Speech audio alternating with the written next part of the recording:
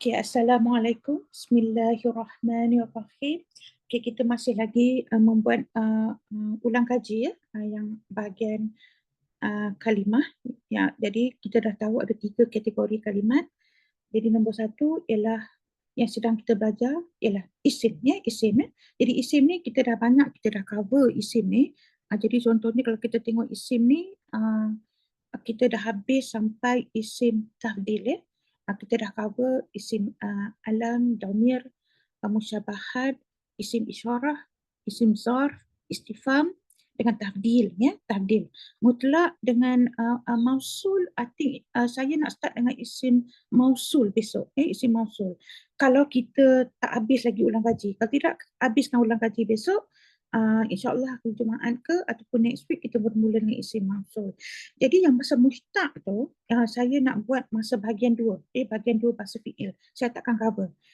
Saya mungkin menyentuh sikit tentang i'rab punya flexibility i'rab ya. Adakah semua isim tu dia boleh menunjukkan dia punya status i'rab dia, status grammar dia. Jadi ini advanced discussion. Jadi saya hanya membuat uh, penyentuhan saja. Saya hanya buat introduction saja sebab nanti kita ulang berkali-kali. Jadi kita dah tahu bahagian isim, tapi saya nak pergi balik pada harf ya. Harf tu kita tahu is connecting words. Ya, maksudnya apa-apa huruf yang boleh menyambungkan satu kalimat dengan kalimah yang lain. Dia boleh sambung fi'il dengan fi'il ataupun fi'il dengan isim ya. Fi'il kita belum lagi. Fi'il kita buat bahagian 2.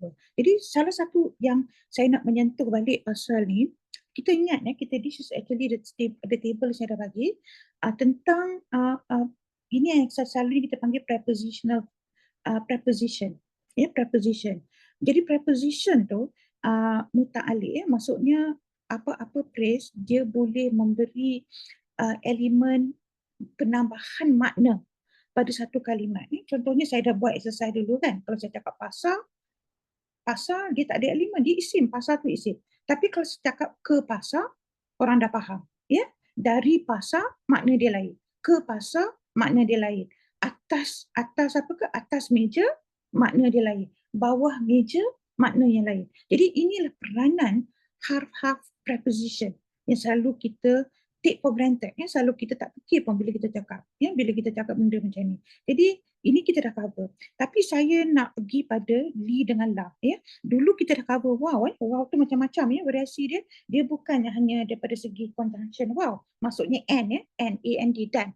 Dia macam-macam. Dia ada wow comma ataupun wow semicolon, dia ada wow qasam ya. Dia ada wow haliyah ya, macam-macam. Yang wow haliyah tu dia macam padahal ya, padahal even then, even though, kita dah cover semua tu. Jadi the best one tu adalah dalam Al-Quran tu sendiri. Jangan kita nampak wow tu automatik kita tahu wow tu adalah wow contohnya wow then ya. Maksudnya wow and ya, wow conjunction, tak semestinya. Ya, kita tengok konteks wow ni. Sama juga dengan li dengan la. Li dengan la ni dia begitu bergantung pada konteks. Kadang-kadang li tu untuk kadang-kadang li pun boleh maksudnya pada. Ya, pada. Sebab la dengan li itu beribu kali ya, beribu-ribu kali keluar dalam Al-Quran. Jadi dia bergantung, dia bersambung, dia sendi pada apa? Dia sendi. Dia ni sebab ni adalah dia tak boleh nak kita nak nampak dia berdiri sendiri. Ya, dia bukan berdiri sendiri, dia akan bersambung dengan satu kalimah yang lain. Jadi kita nak tengok penyambungannya dengan kalimah yang lain tu, kita nak tahu jenis kalimah apa yang disambung tu. Jadi dekat sini kita dah last week kita dah belajar pasal kalau kita tengok la dekat sini, kalau la dia bersambung dengan isim, kat sini contohnya kita tengok surah Adiyat la kanud la kanud. Jadi maksudnya dia adalah lam penambahan la kat sini adalah penekanan. Ya, lam takkid ya. Dia fungsi dia lebih kurang sama macam inna. Jadi inna tu pun kita panggil harf nasab. Jadi sebab apa-apa isim selepas inna, jadi kita tengok dia adalah nasab nasab masuk. Jadi bukan innal insanu tapi innal insan. Jadi kita dah cover that. Dan kita akan cover inna ni lagi bila kita study bahagian ungkapan phrases ya, phrases. Bila kita buat murakab phrases. Jadi sekarang saya hanya nak menyentuh secara lalu saja. Jadi kita tengok ya la kanud tak sama dengan li rabbihi. Sebab li rabbihi itu adalah pada, ya, pada Tuhannya, li. Jadi ini adalah kita panggil harf jar, ya, harf jar. Jadi jangan majrur, nampak ada innal insan li rabbihi lakanut. Jadi li maksudnya pada, jadi ini preposition. Tapi lakanut tu adalah lam emphasis, ya. Jadi kita akan sama juga dengan ayat 7. Wa innahu ala zalika lasyahid, ya. Dan sesungguhnya dia, ya, menyaksikannya, ya, pada tu, ya, zalika, ala adalah harf jar, ala, tetapi lam sebelum syahidun tu, ya, lam sebelum isim, ya, lam sebelum isim, syahidun tu isim. Sebab macam mana kita tahu isim, dia tanwin, ya, dia bertanwin. Kalau fi'il tak ada tanwin, tak boleh ada tanwin, ya. Jadi syahidun, jadi la syahidun tu maksudnya betul-betul dia menyaksikan keingkaran dia tu, menyaksikan dia sendiri keingkarannya, ya. Sama juga la syadid, ya, la syadid pasal apa? Sangat, ya, dahsyat, kedahsyatan dia pada uh, dia punya sayangnya pada benda yang dia suka, ya, pada benda yang dia berminat. Begitu begitu begitu kuat pegangan dia, sayang dia pada benda yang dia sayang, itulah lihubi, ya, lihubi. Jadi li kat sini dia lebih pada jar, harf jar, ya, li. Kita dah tahu li adalah harf jar, ya, li pada harf jar. Dia ada li lain nanti bila kita study fi'il, especially pada amar, dia ada li maksudnya supaya, ya, supaya, so as to, kalau bahasa Inggeris, so as to he will do, so as to he will listen, supaya dia dengar, supaya dia membuat, supaya dia buat. Itu li juga. Tapi ini li kalau bersambung dengan fi'il, ya, fi'il. Sekarang ni kita tengok li bersambung dengan isim. Jadi li hubbi tu, kalau li sebelum isim, dia dah jadi harf jar. Li tu dah jadi preposition. Ini preposition yang kita nampak dekat sini. Jadi tapi kalau la sebelum isim ni, dia lebih pada lam takkid, ya, lam of emphasis. Okey. Jadi sekarang saya nak sambung lagi dekat sini. Oh, okey, sekejap, ya.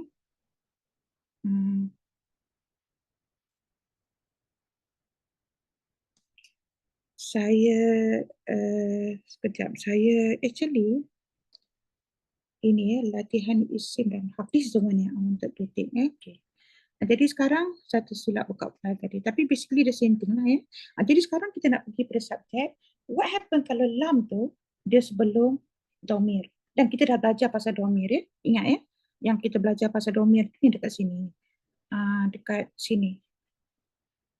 Sekejap, ya. Ini isim domir, ya. Third person ghaib ataupun hadir ataupun mutakalim. Jadi dia bergantung pada mufrad, musanna ataupun jamak. Jadi kalau third person, kalau dia rafa' huwa, dia subjek, ya, dia sebagai subjek. Tapi kalau dia nasab ataupun jar, dia hu ataupun ha, ka, ki ataupun ya kat sini. Jadi huma ataupun kuma, ya. Dia hum, hunna, kum ataupun kunna. Jadi what happen kalau kita letak lam sebelum apa-apa domir mutasil, ya, domir yang menyambung. Dia bukan munfasil, dia domir yang bersambung dengan sendi dengan yang lain tu, ya. Jadi tak boleh berdiri sendiri. Jadi kita tengok dekat sini, contohnya kalau kita tengok dekat sini, saya bagi contoh. Senang kita tengok contoh.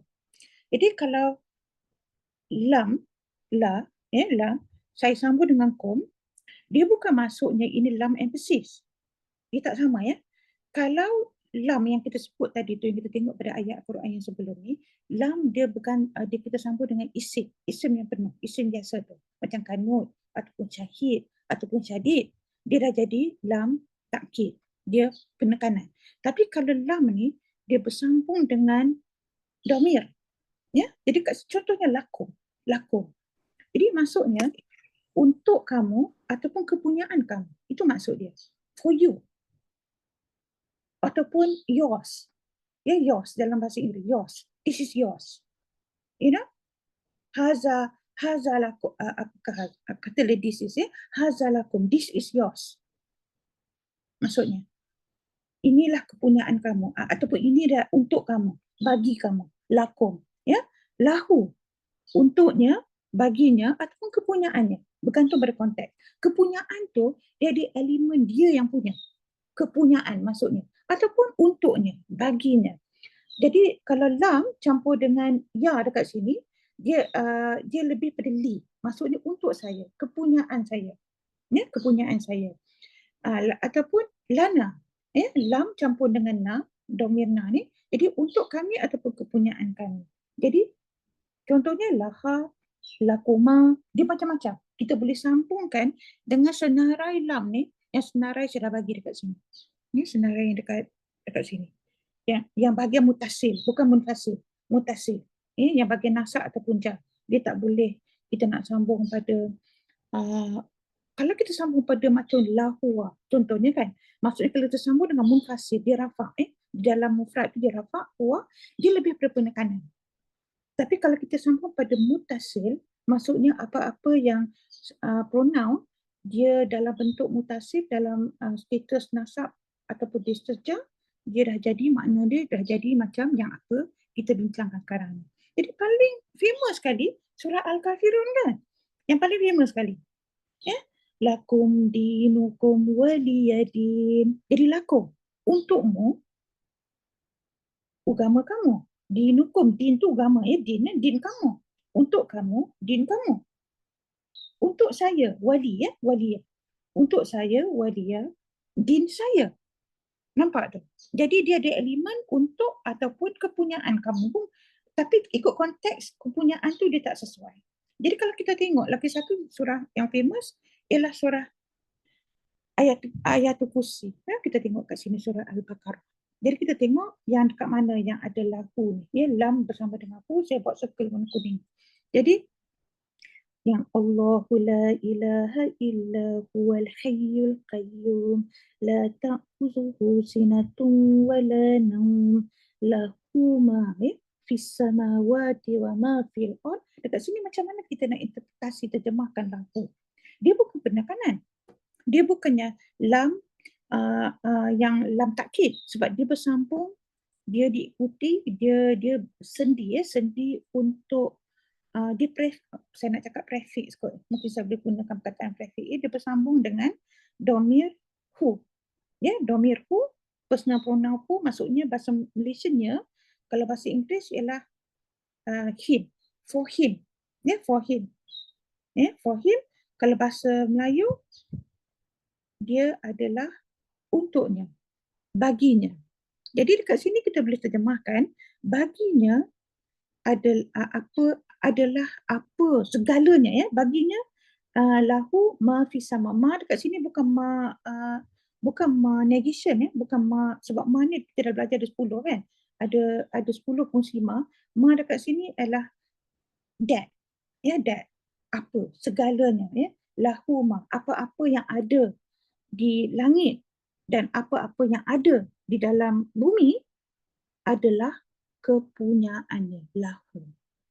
Jadi lahu tu dah jadi prepositional phrase ataupun muta'alliq, maknanya untuknya ataupun kepunyaannya, baginya. Jadi kadang-kadang kita boleh cakap begini, segalanya apa yang ada di langit dan segalanya apa yang di bumi adalah kepunyaannya. Tapi begitu pentingnya hak kepunyaan tu. Maksudnya dia punya segala-segala benda yang di langit di bumi itu adalah bergantung pada, adalah kepunyaan Allah. Jadi dekat sini ini yang kita nak tahu penekanannya, dia dibawa ke depan. Lahu tu dibawa ke depan. Maksudnya dekat sini kita cakap dia dah jadi mu'awwal, ya. Maksudnya dibawa ke depan dulu dan yang lain tu dah dikebelakangkan. Maksudnya macam iyaka di depan kan, maksudnya begitu penting hanya pada Allah. Iyaka. Dekat sini kepunyaan Allah lah segala apa yang di dalam langit dan segala apa yang ada di dalam bumi.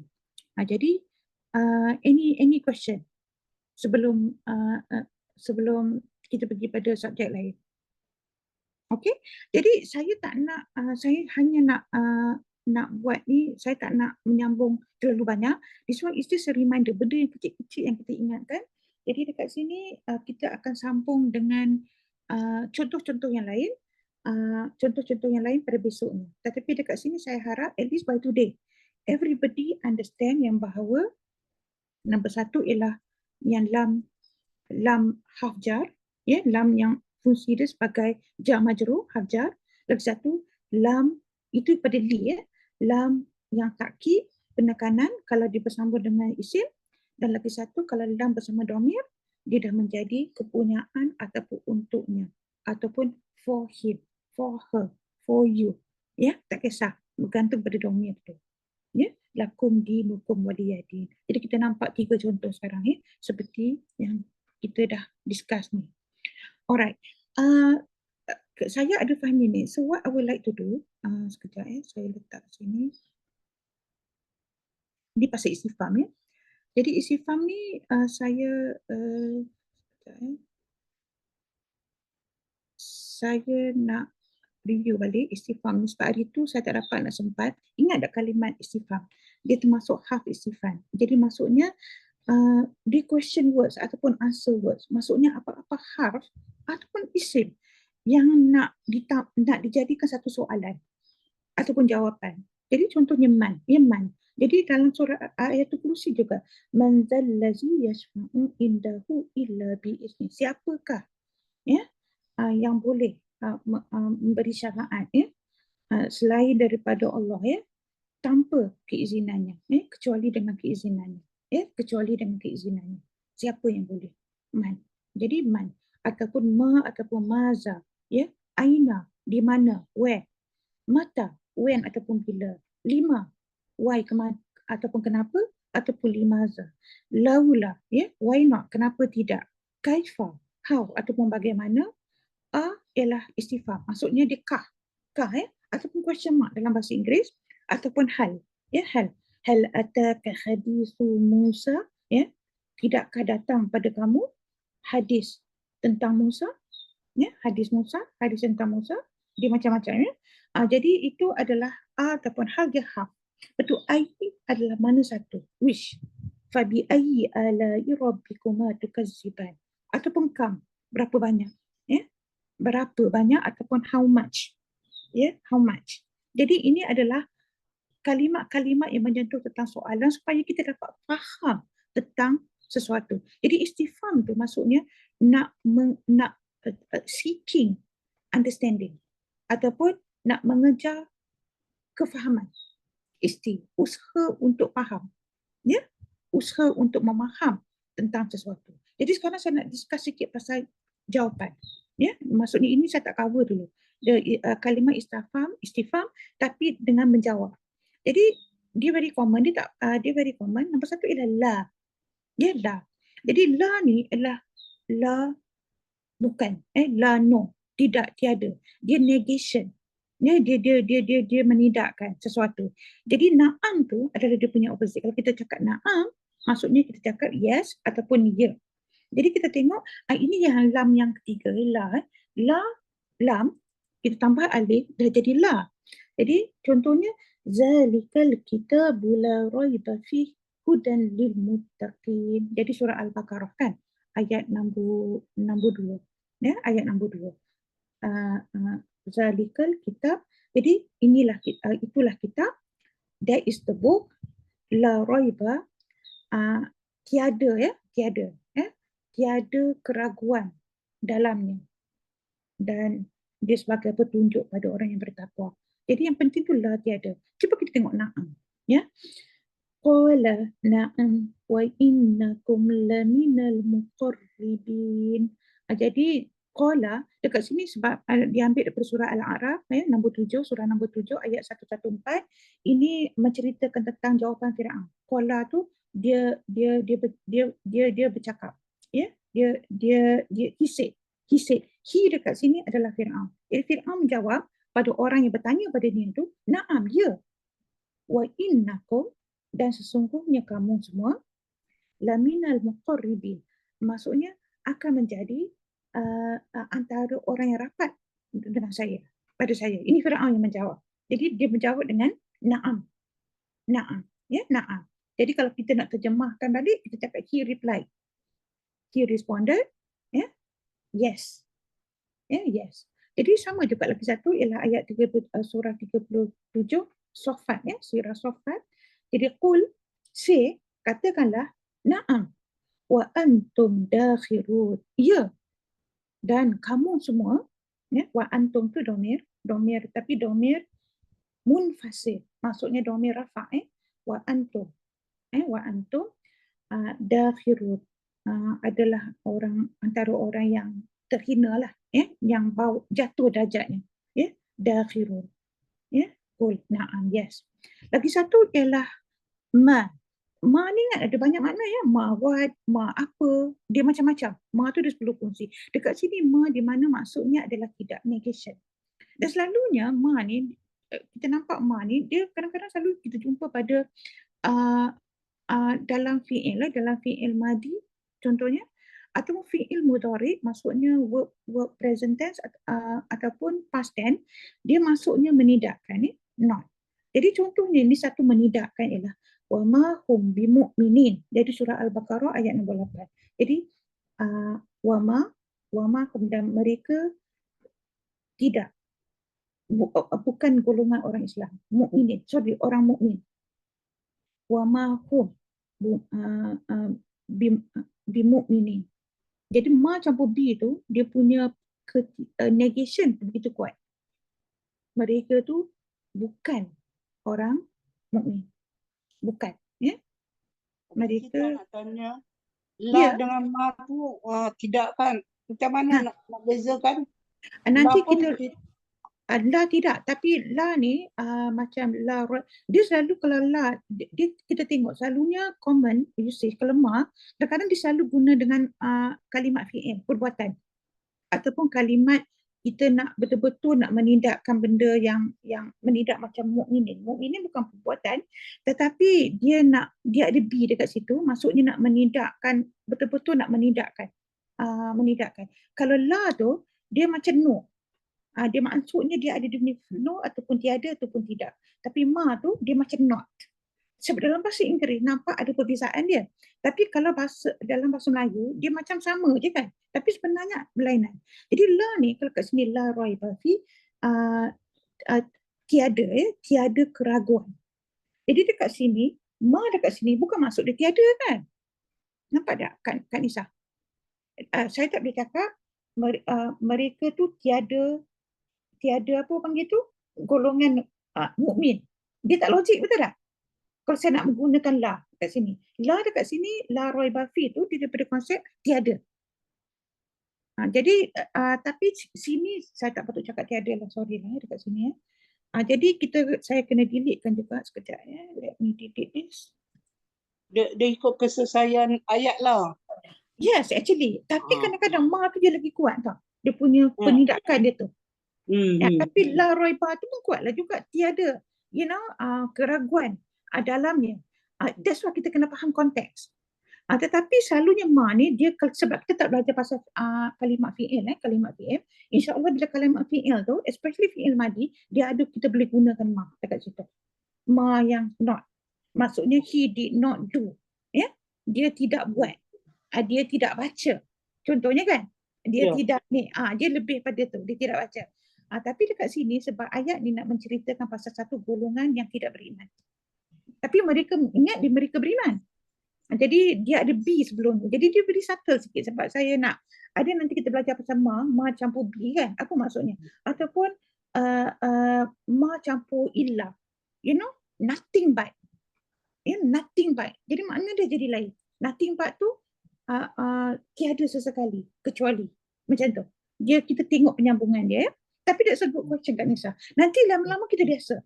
Sebab ini satu latihan ya. Jadi lam pun maksudnya tidak juga. Tetapi lam dekat sini dia lebih bergantung pada dia berkait dengan perbuatan. Tetapi perbuatan pada masa lepas ataupun perbuatan yang masa sekarang yang sedang buat, tetapi maksudnya yang sedang berlaku ataupun masa lepas. Tapi kita tak boleh menggunakan lam perbuatan masa depan. Ya, perbuatan masa depan. Maksudnya menindakkan satu perbuatan masa depan, kita boleh menindakkan perbuatan masa lepas ataupun perbuatan yang sedang dibuat. Jadi dekat sini senang aja. Dalam surah Al-Ikhlas kan, lam yalid wa lam yulad. Kenapa tak guna ma? Kenapa tak guna la kan? Lam yalid. Maksudnya perkataannya sebenarnya did not or uh, uh, did not ataupun have not. That means yalid tu adalah dia tidak beranak. Dia tidak beranak. Jadi dekat sini maksudnya tidak. Dia tidak, lam yalid tu dia tidak beranak. Ya? Jadi maksudnya sedang ataupun masa lepas. Ataupun dan juga dia tidak diperberanakkan. Ini dalam surah Al-Ikhlas ya. That means lam yalid wa lam yulad. Jadi gunakan lam. Ingat tak lam yakunil lazi? You know yang surah apa tu Al-Bayyinah kan? Lam yakunil lazina kafaru kan? Bi ayatina tu. Maksudnya mereka lam tu dia refer pada yang lepas. Mereka tidak akan tidak beriman pada ayat kecuali datangnya penjelasan yang betul. Ini yang berlaku pada Kristian sekarang. Bila datangnya penjelasan yang betul yang apa kita buat kat Filipina tu kan tentang Al-Quran dan apa yang dia ajar dekat dakwah pro tu nak mencerita penjelasan kitab-kitab Allah ni. Penjelasan yang begitu terang, bayina, begitu terang sehingga dia jadi bayina. Satu bukti. Satu bukti. Jadi bila kita share bukti itu pada orang ahli kitab ni, mereka barulah mereka percaya. Jadi maksudnya masa depan mungkin mereka percaya masuk Islam. Tapi dulu mereka kalau selagi kitab penerangan tidak disampaikan kepada mereka, mereka tidak percaya. Ya, tidak beriman. Jadi selalunya lam tu kadang-kadang benda yang lepas. Lan, nak bezanya. Lam campur nun kan, bukan lam campur mim. Dia maksudnya tidak akan. Never will. Maksudnya negation in the future. Yang tadi tu saya cakap lam negation in the past ataupun present kan. Tapi ini negation in the future. Jadi dalam bahasa Inggeris adalah never will. Jadi kalau lan, jadi waqalu lan yadkhulal jannah illa man kana hudan aw nasara. Jadi ini ayat satu-satu daripada Al-Baqarah. Jadi kita daripada sini kita tahu dan maksudnya ini adalah kepercayaan orang Yahudi dan orang Nasrani, orang Kristian. Mereka menganggap waqalu, mereka berkata yang tiada, never will, siapa-siapa masuk jannah, never will anybody, enter jannah, tiada siapa akan masuk syurga kecuali kecuali mereka yang orang Yahudi dan orang Nasrani. Nampak tak? Untuk mereka tu orang Islam pun never. You will never enter heaven. Itu maksudnya. Jadi perkataan ni adalah lan. Lan. Jadi nampak tak? Sebab Arab ni very refined kan. Kalau bahasa Inggeris sama je. Have not, not. Bahasa Melayu pun sama. Tidak, tiada. Tidak akan. Dia punya kalimat tu sama. Tapi dekat bahasa Arab, klasikal Arab ni, la lain. Walaupun makna dia sama, tapi dia punya subtlety tu lain. La dengan ma, dengan lam, dengan lan. Kalau kalla, maksudnya ni. Tidak. Tapi Melayu tidak juga, hanya ada exclamation mark. Exclamation mark tu tidak, tu dia emphasis. Kalla, balala tukrimunal yatim. Jadi dalam bahasa Inggeris, ni. Dalam bahasa Melayu, tidak. Sebaliknya kamu tidak mengakramkan anak yatim. Ini surah Al-Fajr dan surah Fajar. Surah nombor 89. Kalla, bal. Sebaliknya, jadi bala tu saya pergi kepada bala bala maksudnya bala innallaha alimun bima kuntum ta'malun. Jadi bala tu rather dalam bahasa Inggeris rather ataupun sebaliknya bahasa Melayu. Sebaliknya sesungguhnya Allah adalah alim, sentiasa mengetahui dengan apa dengan apa yang kamu sedang buat ataupun akan buat ta'malun. Ataupun telah buatlah, tak kisah. Apa yang kita buat, Allah sentiasa tahu. Ya, alimun. Innallaha alimun. Itu salah satu sifat, ya, sifat Asmaul Husna. Allah adalah alim. Jadi kalau Laisa yang tadi kita tengok dah, Laisa biro, ingat tak? Laisa biro tadi kita bincang tarabur tadi. Dia maksudnya it was not. Dia maksudnya dia pada masa lepas. It was not tu maksudnya ataupun dalam bahasa Melayu bukan, tapi dia ada elemen apa nak cakap ya, existing tau. It did not exist. Maksudnya susah saya nak terangkan. Dia maksudnya macam okey, kita tengok dalam tadi, lil kafirina laisa lahu dafi, ya. Jadi pada uh, uh, pada orang kafir ni tidak ada bagi mereka dafi. Ini ayat surah 70. Surah 70. Surah Nuh ke 70. Ya. Jadi laisa tu maksudnya the state of being or the state of not being. Jadi kalau bahasa Inggeris was not. Nampak tak? Wasn't ataupun weren't. Kalau siapa faham bahasa Inggeris, I think can understand. Kalau kana ialah was, kalau bahasa Inggeris laisa tu adalah wasn't. Ya. Ataupun kalau kuntum tu maksudnya were, ya, kuntum, kita cakap not kuntum, kanu, ya. Kanu adalah were. Jadi dalam kalau bahasa Inggeris tu, kalau bahasa tu ialah weren't lah, lastum, ya. Laisa, laisu. Jadi laisu tu maksudnya weren't, you know, they weren't. They weren't. Jadi dia maksudnya the element of is being or not being something.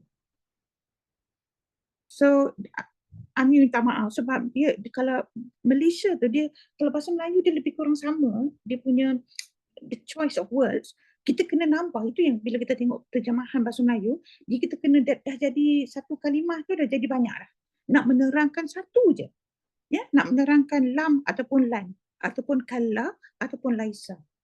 Dalam bahasa Inggeris boleh sikit boleh juga. Ya, kalau laisa dekat sini ialah wasn't ataupun was not. Okey, ada soalan? Saya habiskan dekat sini. Just let me stop the ni. So Allahu a'lam. Assalamualaikum.